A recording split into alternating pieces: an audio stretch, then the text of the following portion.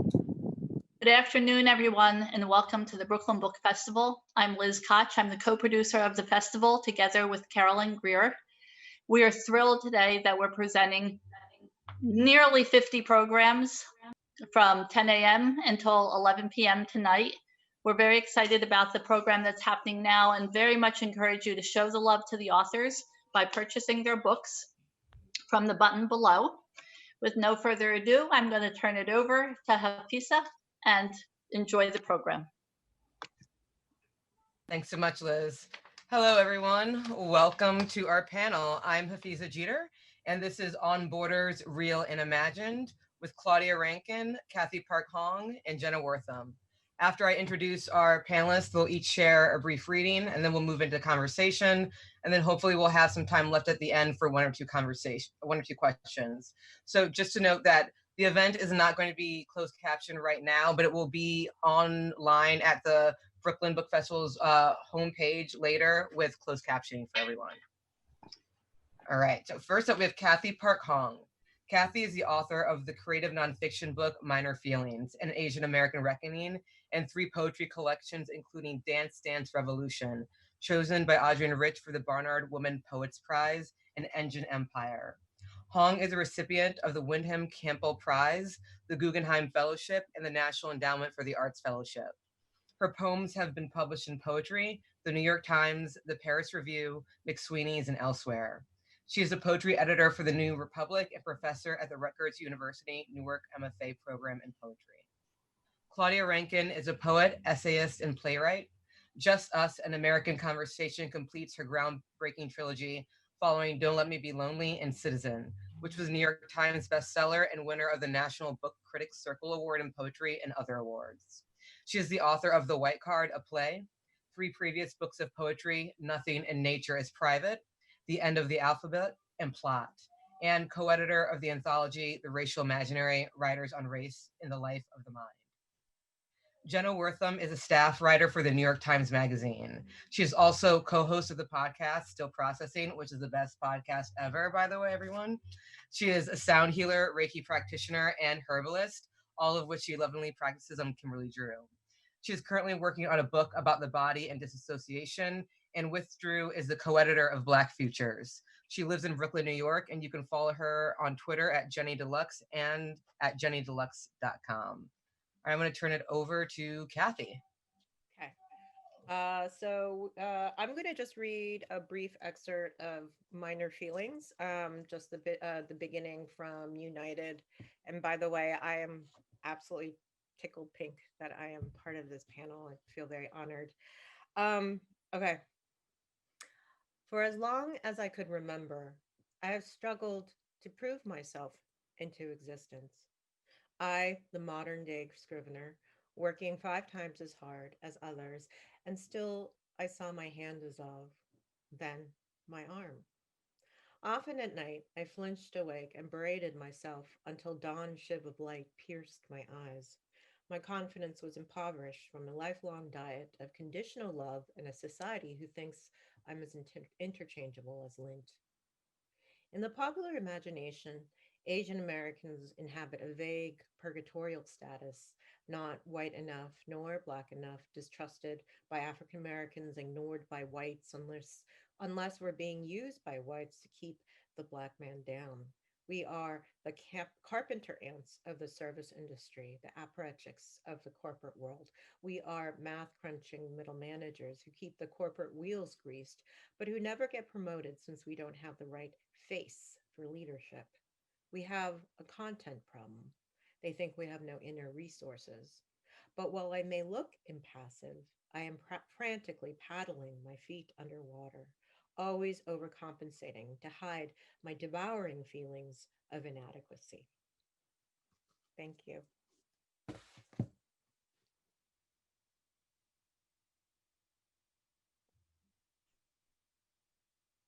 Hi, I'm Claudia Rankine, and I'm so honored to be with Jenna and Cathy on this panel. Thank you, Hafizah, for bringing us together.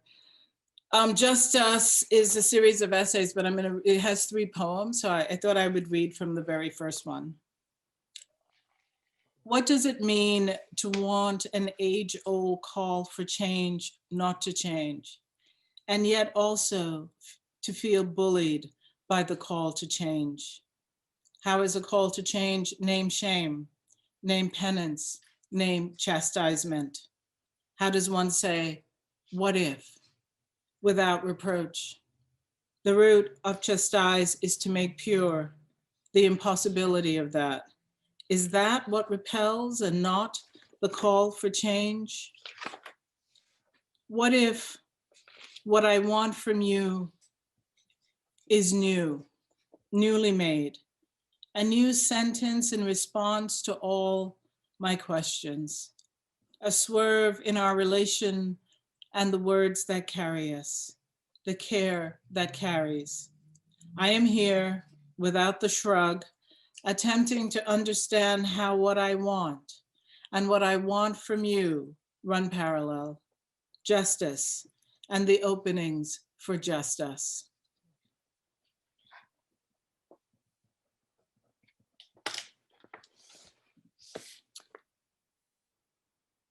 That was incredible. And I'm also so honored to be part of this panel. So thank you for having me. And I'm just like, my face is really, I can't stop grinning because I just admire everyone on this panel so much. So my reading is a little different because the book I'm here today, I guess, talking a bit about is an anthology. So there isn't, none of my personal writing aside from the introduction is in this, but I just chose, just thinking about the topic of borders, real and imagined, there's a quote that we excerpted in this book under the chapter titled Black Futures, which is the name of the book, but it's also one of the section fronts. And Salomia Sega, who's an artist and a technologist, has this just really incredible idea about Blackness and the perception of Blackness. And so it's a really brief thing, but I just wanted to read it because it came to mind when thinking about our panel. And I'm just going to show the cover of the book because I have it and I'm really excited. Anyway, so the quote is this: Black virality is everything from Henrietta Lacks to the dab. And yeah, I've just been sitting with that a lot this week in preparation for our panel.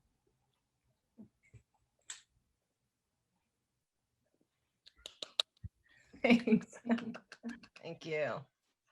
All right, so, before we jump into discussing borders, I want to frame the conversation just by asking the audience to expand their definitions of borders to start. So, a border can be a crossing like the line between Mexico and the US. Borders pop up in race, ethnicity, ableism, gender, and sexuality. A border can be the difference between truth and perception. But I think at the end of the day, one thing all borders have in common is that they legislate access, right? So they can be as fraught as one's ability to pass into allowed societal notions of gender presentation, or as simple and everyday as wheelchair access or Zoom events that do or do not have closed captioning, which our panel will have, though, unfortunately, later with a delay. Which is to say that invisible borders are often the ones that are most easily and often enforced by the state and its citizens, right? So with that said, to our panelists, I'd love for you to each just begin by speaking about the ways the ideas of borders arise in like the work that you write and like your literary imagination and like just like the lives that you're living as women of color.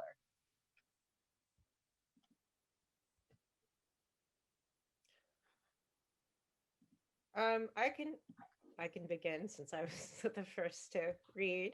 I would say that a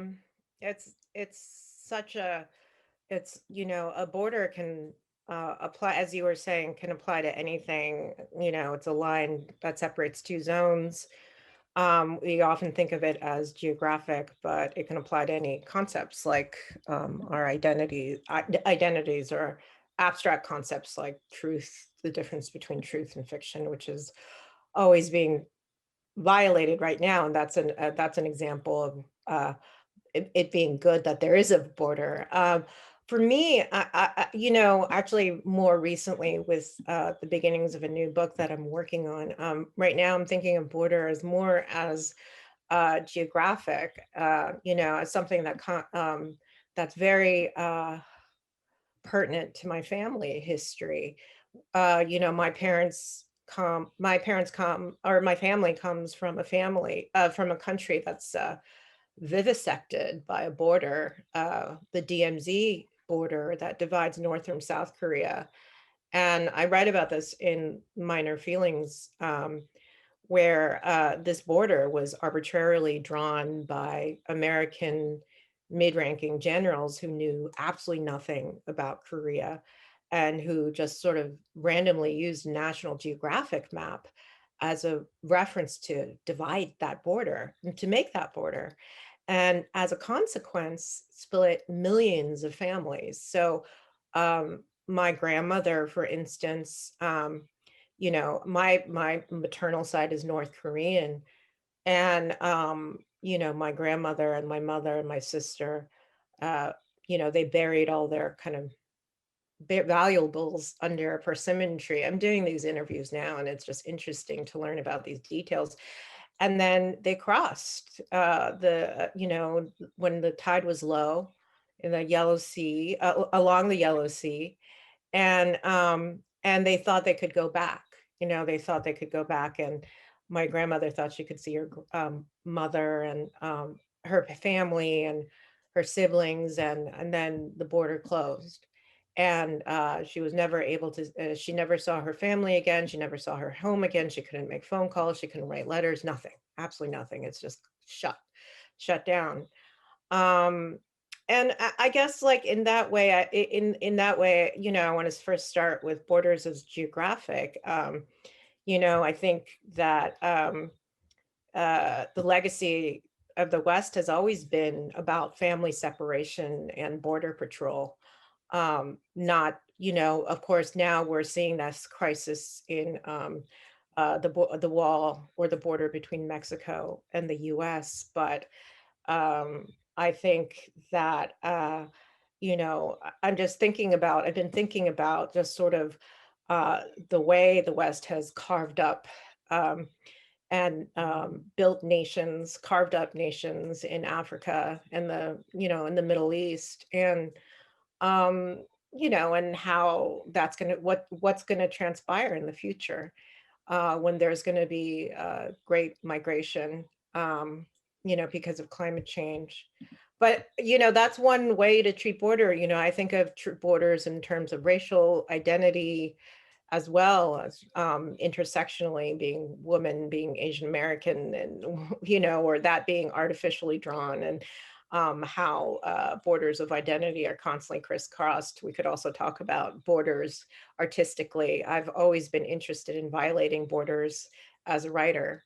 So I'll just start off with that. Yeah. Jenna, are you ready, or should I go? Either way, if you're ready, feel free. No, you go ahead. You seem ready. Well, like Cathy, you know, I've been thinking a lot about psychological borders and the other types of border patrols that exist. And I think I'm still really struggling to grapple with the horrors and the reality of what's happening along our border, and how much we don't know, and how much complicity there is in that unknowingness, and how there is so much that's happening there that will have untold impact and trauma and PTSD. And, you know, bits are starting to leak out due to the heroic work of some of the whistleblowers that have talked about some of the forced hysterectomies and things like that. And a good friend of mine is reporting on, so I'm getting a lot of detail behind the scenes, and I'm really grappling with the impact of that on a very visceral level. And then I think in my own work, I'm really thinking about the other ways borders are patrolled in terms of, you know, the spaces that we can traverse and kind of where we can go. And I'm thinking beyond the pandemic, although of course that informs this as well, but just trying to think a lot about how other people kind of draw maps around and you know, kind of decide where we're supposed to live and how we're supposed to inhabit based on our, you know, identities and their intersections. So that's been something that's been coming up for me a lot lately, especially in gender, in terms of gender. And I've been thinking a lot about, you know, I guess myself and someone who's often described as very femme presenting, and even having gotten these braids recently, you know, I suppose they do make me read a bit more quote femme, but in my mind, it's the opposite because I'm not dealing with hair at all anymore. Like it's just taken one thing off of the map in terms of anything that I have to do with myself in terms of presentation. And it also teleports me back to this much younger version of self because I was always getting my hair done, but it was getting done so that I wouldn't deal with it. And so I felt less gendered as a younger person. And so it's kind of teleporting me back to that stage, but it's been really interesting to think about, you know, psychically where I'm at, and then also kind of where the world reads me. And then in terms of the anthology that I've been working on, I think it's been really interesting to think about how people interpret a book about Blackness and a book about Black culture. I'm sorry, there's you could probably hear that. My street is very popular for loud motorcyclists, very Brooklyn. But yeah, it's been really interesting to think about how do you contain a notion as vast and limitless as Blackness in a book, and how can a book even do that? And a book itself is a type of, you know, terrain that has its own constraints and own political limits. And I kind of lost my train of thought because of the car, but those are just some of the things that are swirling around for me, which is both grappling with the impact of our, you know, this current administration's border policies, but then also just trying to think about myself as someone who wants to be very borderless and not really constrained at all, and kind of where those two things meet. So I think in thinking about borders as it relates to Just Us, a new book, which is a book I think that is about the entanglement of all of us despite borders in a way. But the way that I would bring the idea of borders to Just Us is through the continued use of segregationist policies by this administration. And, you know, it's everything from what is happening literally at the border to issues around voter suppression, which is obviously the thing on my mind right now, but it's along with what's happening at the border. But that sense that segregationist, a segregationist positionality allows this administration to decide who has access and who doesn't have access, even as we share space, so that it becomes a kind of invisible border inside notions of citizenship. I'm also, the other way I'm thinking about it as well is in terms of, and I don't quite know how to even articulate this, but in terms of grieving. I mean, we have, and grief in this country at this moment, we have numerous families affected by the pandemic. We have many Black lives unjustifiably taken and held by the justice system unjustly. And yet there is nothing in our structure that allows us really to grieve for the loss of people inside this culture. And you know, you could even bring it to the point of thinking about healthcare. You know, that becomes the lack of access to even care is a kind of sense of border crossing or not crossing. I mean, one of the hardest things for me to digest, and I'm going to end here, is the kind of care that our sitting president gets when the death toll has gone up and up and up and up and up and over. And you know, if we're saying 200,000, we really mean 300,000, you know, given that there has been no transparency and not even a origin date in terms of when this virus hit the US population. So those are the ways in which I am considering it. Thank you. Like, Jenna, I love that you bring up like psychological borders, because I think like especially for all of us, like what is happening now. I mean, it's, and it's so complex in some ways, being in quarantine has been like just a psychological relief from the daily microaggressions. It's like, hey, I'm a little lighter. But we're in the midst of a quarantine, and like this idea of complicity of unknowingness, and especially as Black people in this country, essentially anti-Blackness and our oppression has been used as a roadmap for everything from the border to, anti-Asian Americanness and Asianness. And so in some ways, like, there is like that navigating that fraught relationship we have as a roadmap for other people's oppression, as well as, the spectacle of it, and the way hypervisibility is an alibi for invisibility. But I'm wondering, how are you all negotiating, I guess, like the psychological border of where we are now, where like what is real, what is not? Like sometimes I just have to wake up and say we're in a pandemic, just to like tie back down to reality, that border of like the surreal and the real. And so I'm wondering, how are you guys, like, how do you approach, I guess, your craft when even the reality you have to engage with, the reality of that is just like the border is gone between real and fiction? I think maybe what has been incredibly difficult has been this complete, for everyone, has been this complete collapse of time and space, right? The way we think of time has changed a lot. And I think it was someone was saying, this writer, Alice Sola Kim, it was saying that the way we kind of mark time is through changes of scenery, right? A change of space. And that is a way where we're able to kind of demarcate experience, right? And it's really both, it's unsettling, disturbing, and it's disturbing that that we, outside of our homes, the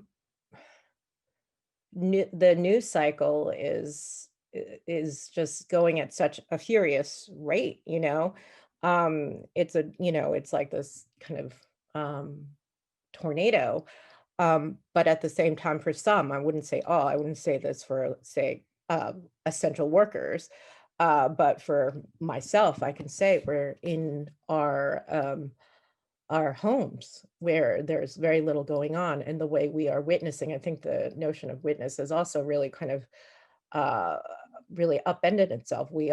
Everything is kind of virtual. And I was thinking about grief too. And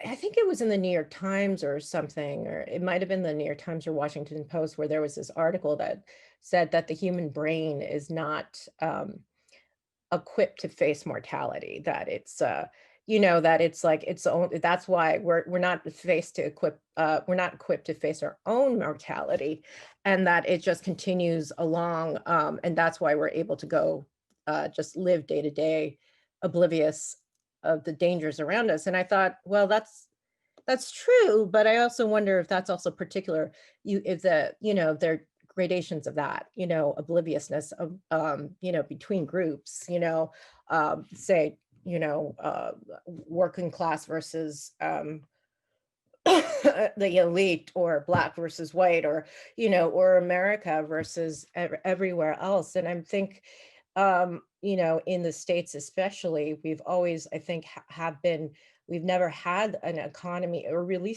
recently, an economy of care that really would prepare us, that reveals to us the vulnerability of our life, and to protect us from the vulnerability of life. We just erase it away. And it's never been more apparent than now, with 200,000 dead, and Black people being murdered on the streets. I mean, it's for some people that is so visceral and so real, and for others, or those where the pandemic has, where the pandemic has killed, where people have died, but for others, it's just completely immaterial, because especially in this kind of virtual reality we're living in, you can't grieve. There's no rituals of grief. There are no funerals. There's no kind of collective memorial.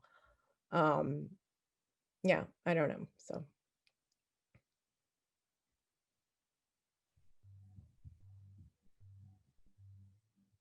Claudia or Jenna? You sure? You want to go, Claudia? Claudia, you're on mute. There I am. Okay, there I am. So the question was in terms of our process.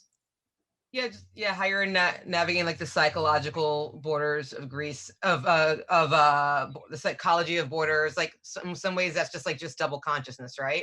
Yeah.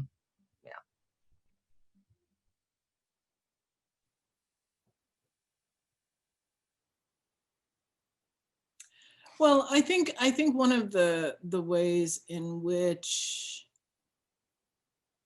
this administration has tried to police people during this time is by working psychologically on the reinstatement of ideas of borders. So the virus is now the China virus, for example. You know, so we're supposed to locate, blame, etc., other than here.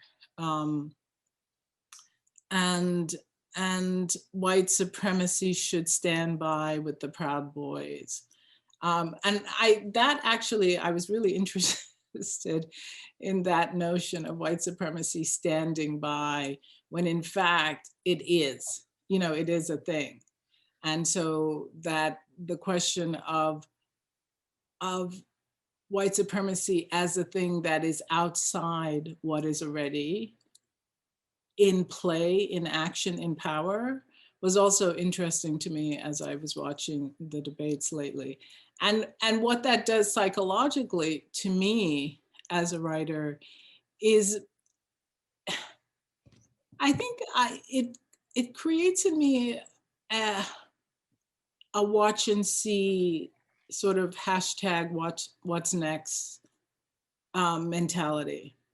So there's nothing that I can depend on in this moment.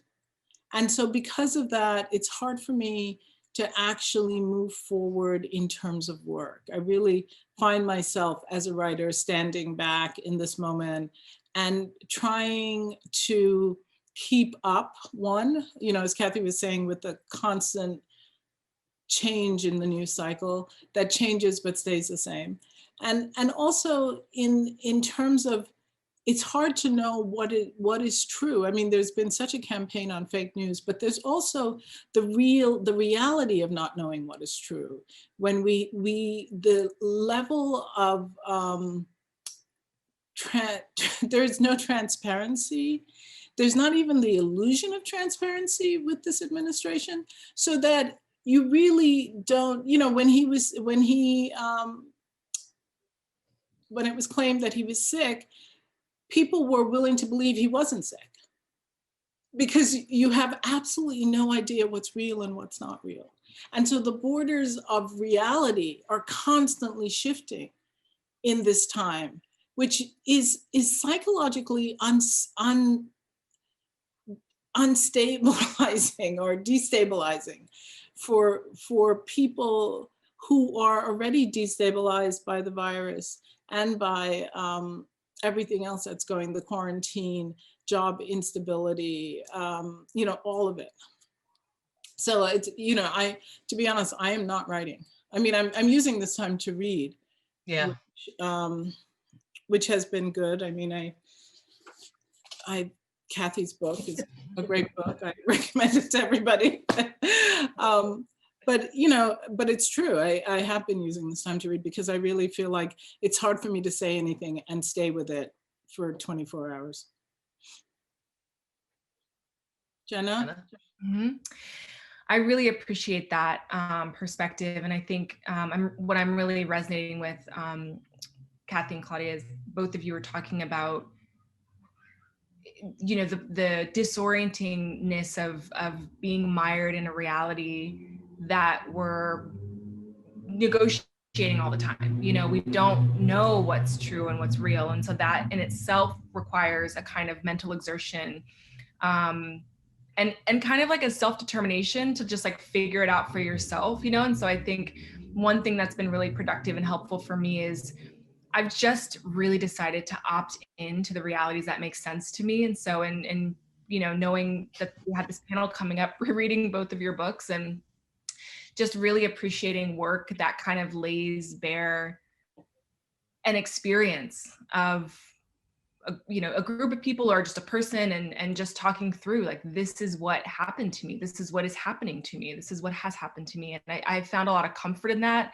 because I think prior to this moment there was a lot of maybe self-indulgent denial, because it made my life easier to believe in some sort of linear notion of progress, or to sort of, you know, maybe, I guess my personal awakening has not been as sharp as some folks, but there still was a layer of, you know, like the cold shock of the wave, or whatever it was, of coming into the really hard, high contrast truth of what living in this moment feels like, and what it actually means for so many different groups of people, including myself, and the different communities that I stand at the intersections of. And so I think that just I'm no longer in a moment of any kind of delusion, which I think is really hard emotionally, and really, really tough, because there's just no padding. And I think I'm really working out what it means to live and just constantly be bracing oneself and processing, and then having a profession that requires you to do that externally all the time. So yeah, thinking about the psychological borders and the toll there has been a really interesting exercise for me. And I think really feeling comfortable sitting in grief and finding ways to process it and express it and talk about it. I mean, I think my emotional health is better than it's ever been, even though I'm constantly sad, and really feeling just just really feeling how much tragedy there is right now, and how important so much stuff that's happening right now just didn't need to happen, and still tallying all the losses, but also feeling just such a startling faith and clarity of mission. I really believe in the work of journalists. I really believe in the work of journalism, the work of artists and writers and people who help themselves, and then anyone that consumes that work, just see more clearly. So those are the things that are really aiding me right now, is no longer looking away, and nor do I want to. And so how do I emotionally brace myself so I can, I guess, wake up and do that every day without kind of going off my rocker, which sometimes I do, and that's okay too. So that's really what it is right now. I'm just in a very honest place that I feel a lot of gratitude for. Yeah, I love that. Oh, Sorry, go ahead, Cathy. oh, sorry. I just wanted to quickly add something. I think what resonated with both of you, what both of you were saying, was just finding these coping mechanisms to process the present, because it's just become so alienating. And, I'm trying to wrap my mind around this notion of borders, because I think borders define me. Borders are all around me. Borders are bad. Borders are also good. Borders can define race, class, spiritual, this self. You can apply it to anything. So I'm trying to find a way to kind of a tangible way to kind of talk about borders when it defines everything about me in a way, and the way I see the world, both as an imposition and also kind of an act of defiance, right? Of both. But I don't know. I don't know. But I think I was like really interested in this.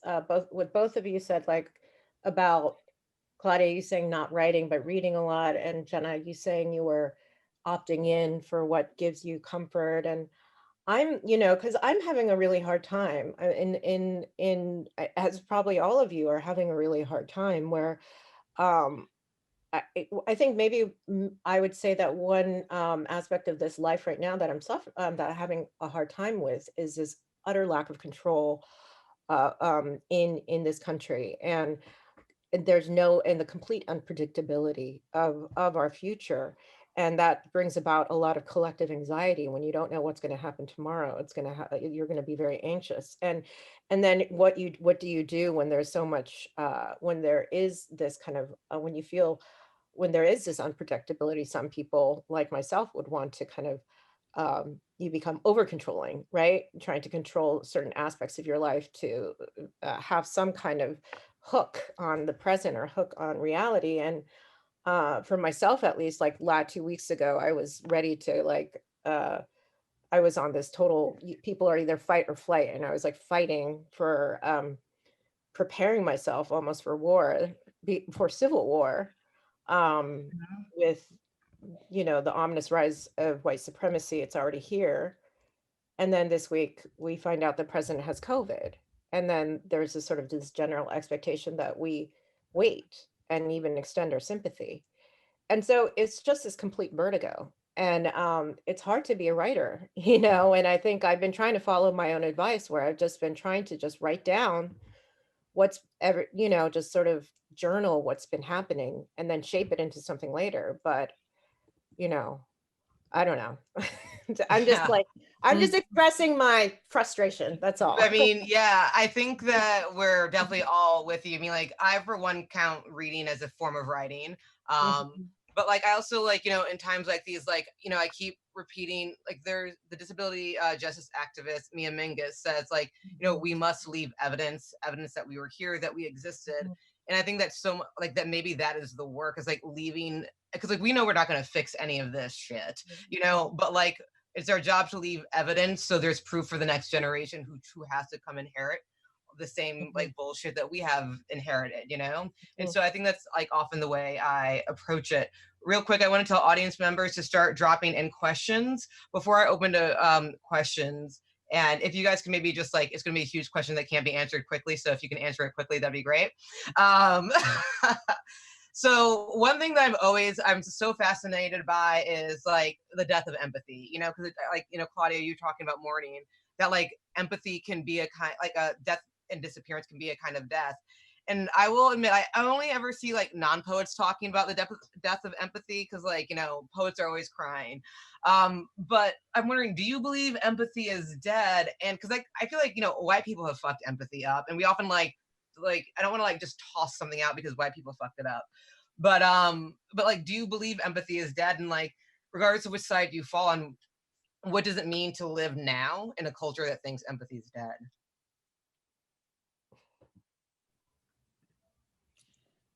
Well, I have to admit that for a while, I was thinking about Melania Trump as a victim of a bullying, nationalistic, patriarchal, and the list goes on.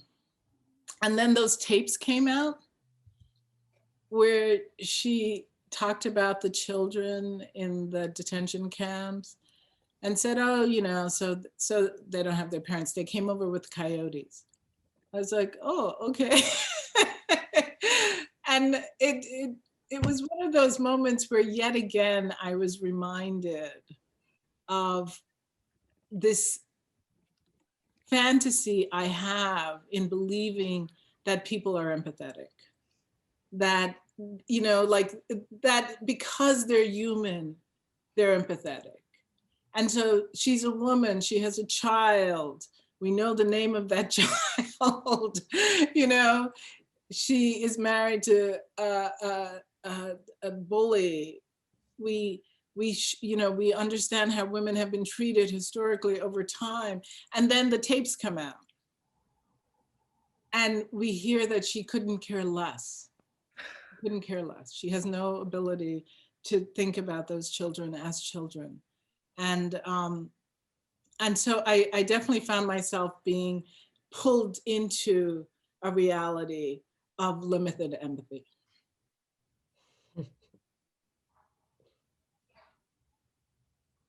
Cathy, Jenna?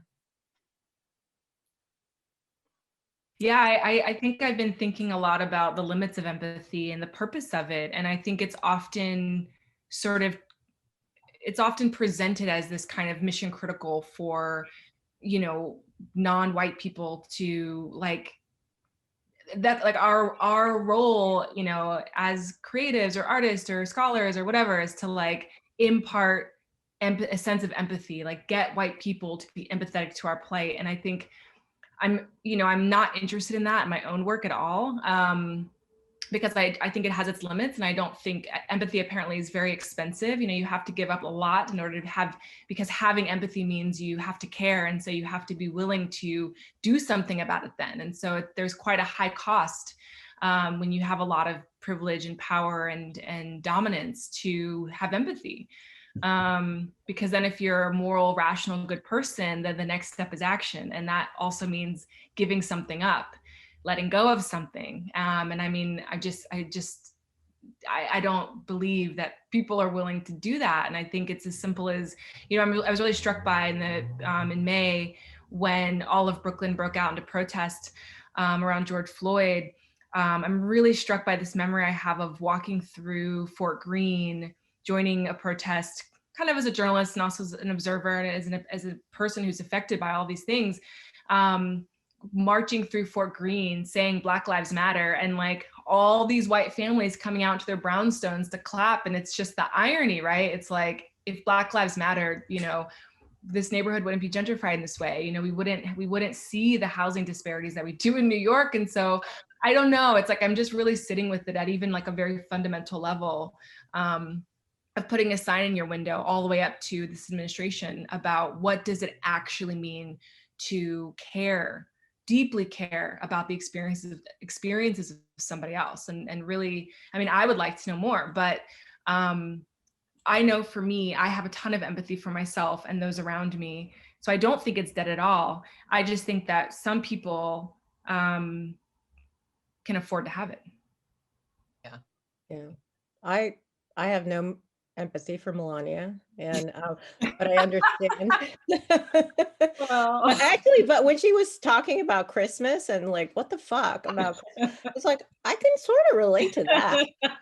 But of course not the you know, she's awful. I guess maybe actually what I find really troubling, I have a hard time imagining being in the position of people like Trump and Melania and you know, Giuliani, who have absolutely no empathy whatsoever, who have this sort of like a sociopathic state of mind where they just don't care if people get hurt. That's like just incredible. I just can't imagine that. I mean, that's where my empathy ends. Like I can't be in that person's shoes, but I do think empathy, there is empathy. I want to give empathy a chance, and I do think more people need to have empathy. I think there are limitations in the literature of empathy, surely, because but I do think that empathy is important. It just shouldn't be the end. Empathy is needed for to enact change, you know, enact structural change. And but it's like, it's absolutely necessary. You know, if we don't have empathy, how do we redistribute the wealth? How do we redistribute resources without empathy? Maybe by force, through revolution, but also there's empathy that's needed. And I think so far, if we're talking about late capitalism, it's always been defined by disruption, right? Like the disrupting basically the welfare, whatever was the social you know, social security, the disruption of the consumer and corporation, and everything has been about disruption. And we need to change that through to an economy of care and maintenance. And empathy has to be structural. That's just how it is. Yeah. I love that. Empathy does have to be structural. So poets have spoken, empathy's real. So we have 1 minute, but we've got a couple people asking to speak to either language and borders or climate change and borders. If anyone wants to say a couple things about that, say anything about that. It's big, I know. Hard. I'll feel like an asshole if I don't bring a question in. Well, there's a really fantastic article by Naomi Klein on climate change. And in it, she argues that one of the reasons climate change has gone unaddressed in the way in which it has is because the most brutal effects of it have started in countries with Black and brown people. Mm-hmm. And if those people, and this is a way to think about climate change and empathy and borders, if there was a real sense that climate change was affecting countries sort of north of the equator, it would be addressed. That's at least her argument around that. Yeah. Suketa Mehta wrote a really interesting book, and now I'm like totally blanking on the name of the book. This Land is Our Land? This Land is Our Land. And he brings up, yeah, it's a great book, but it's a great book. And I think reparations has come up a lot, about, of course, reparations to Black Americans for to be given reparations for the long history of slavery, segregation, and dispossession. But I think also Suketa Mehta is arguing for reparations for the global South, and where he's saying that, very quickly, where he's saying that, like, the West has, like, completely, through colonialism and transcampitalism, has, like, just completely has stolen so many resources from the global South, and now they're dealing with the repercussions of climate change, and that they need to, as a form of reparations, they need to open up their borders, so that to allow these immigrants in, because it's already, these countries, so many countries are uninhabitable. So what is it going to be like 20, 30 years from now? And this is something, because there's just going to be mass migrations. Yeah. And so it's a big topic. I'm just laughing up. You did great. You both did great. Do you want to say anything before we bounce off? I feel complete. I'm mindful of the time, but okay, yeah. Great. All right, thank you all for joining us, and thank you to our panelists, Cathy Park Hong, Claudia Rankine, and Jenna Wortham. Everyone, buy their books and make sure to mark your calendar for December to buy Black Futures. Oh, thanks. Thank you. All right. Yes. There we go. Book. Claudia's amazing book too. Yes, just us. Brilliant, amazing. All right, thank you all. Have a great Sunday. Bye.